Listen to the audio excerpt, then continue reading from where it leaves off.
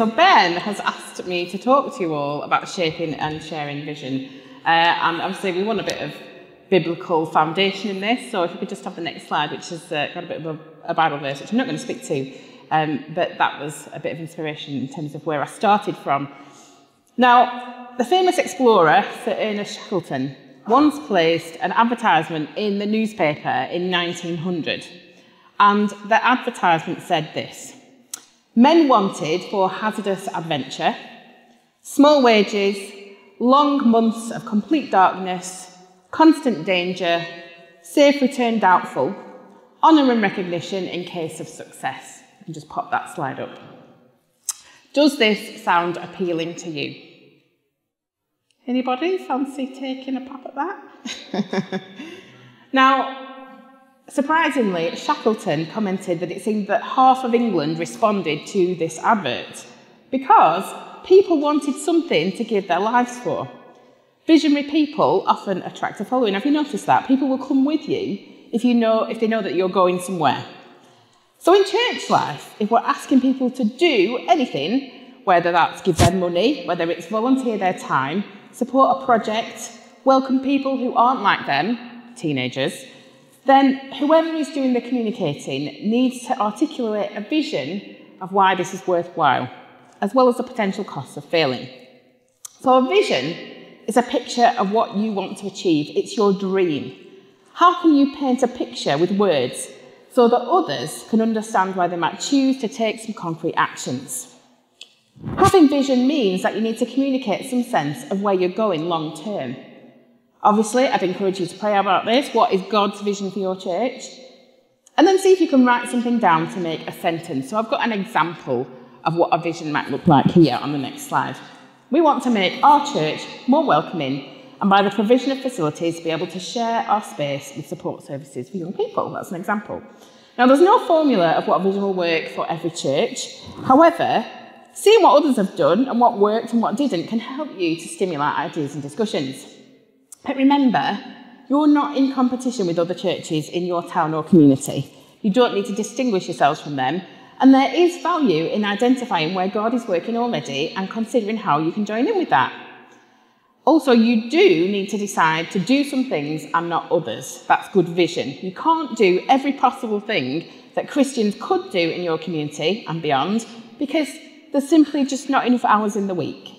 So you have to choose some things deliberately for specific reasons and tell people why. Change your world, even if you can't change the world. Now, earlier this week, I was listening to Mark Griffiths, who is the Dean of Discipleship at St Paddon's Institute, which is the training arm of the church in Wales. And he reminded me that when Robert Rake started the first Sunday school in 1780, he saw his idea grow to reach 300,000 unchurched children within 5 years. That's just astronomical, isn't it? Now, it hadn't been his intention to do that. He just looked out the window and saw a group of unruly boys playing and wondered why they weren't in church. Rick saw the need and tried to do something about it to meet that need, and God did the rest, which links really nicely with that Bible verse that Aaron shared with us earlier on. So once you've established your vision, the next step is to identify what this could mean practically and think about the specific projects and actions that you might do. And it's often helpful to do a bit of research to gather some feedback and use that to shape your strategy. So some of you may know, and you'll have seen the slide popping up on the reel, that Ben has been working with Bishop Philip to create a youth forum. So this is a place where we can listen to the ideas and opinions of young people and use their feedback to shape our ministry in the Diocese of Blackburn. So when young people were asked for their ideas to encourage more teenagers into church, some of their responses included these things here. I'm not going to read them out to you, you can read that for yourselves. And after hearing the most common responses, when we've done our research, we can choose one or two areas that become the focus of our attention, and we can explore both the things that will help drive our vision forward and the things that might be holding us back. I really love the story of Ben Hunt Davis, who was on the GB8 rowing team, and in 1998, following another disappointing rowing world championships, the team realised that if they carried on doing what they've been doing, they would keep getting what they've been getting, which was a lot of seventh place finishes. So the team decided to approach things differently, asking the same simple question in every single conversation, decision and action that they took. And the question that they asked was, will it make the boat go faster? What could they do to remove the drag and maximise the propulsion to drive the boat forward? Everything that they did had to make the boat go faster. And by looking at everything through this lens, the rowing team went on to win a gold medal in the Sydney Olympics in the year 2000, just 2 years later. So the will it make the boat go faster question is something that I often return to in my role, especially when I'm faced with a number of competing priorities, because it helps me to focus on the things that clearly align with a vision and strategy for my work. Will it make the boat go faster? So it's all well and good having a vision and laying out some action steps that you're going to pursue to achieve it. But how do we ensure that not only is everyone included in the vision, but they are carriers of it? How do we get buy-in from the whole church community, including those on the fringes? Here are some things that we can look at. Firstly, keep your vision simple and memorable. Don't overcomplicate it. Make sure it's something that everyone can understand and articulate for themselves. Secondly, use stories that demonstrate that your vision works. Share some examples of people's lives that have been changed. We know that testimony can be so powerful.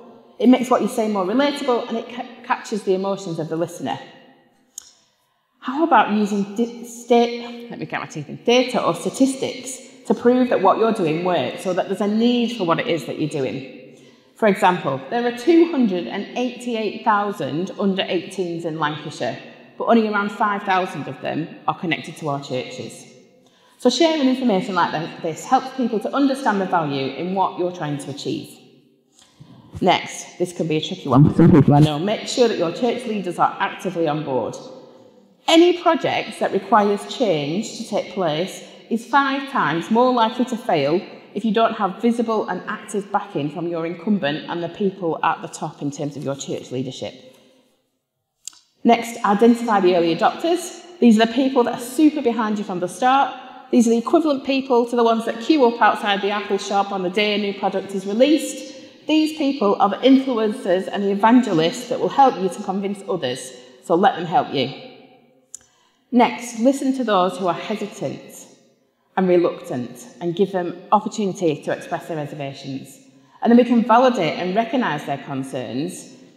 And, if they feel that they've been heard and have got the opportunity to process what your vision is, then they may eventually choose to step in, and sometimes these people can be our biggest advocates. Another thing is to think about how you're going to measure success.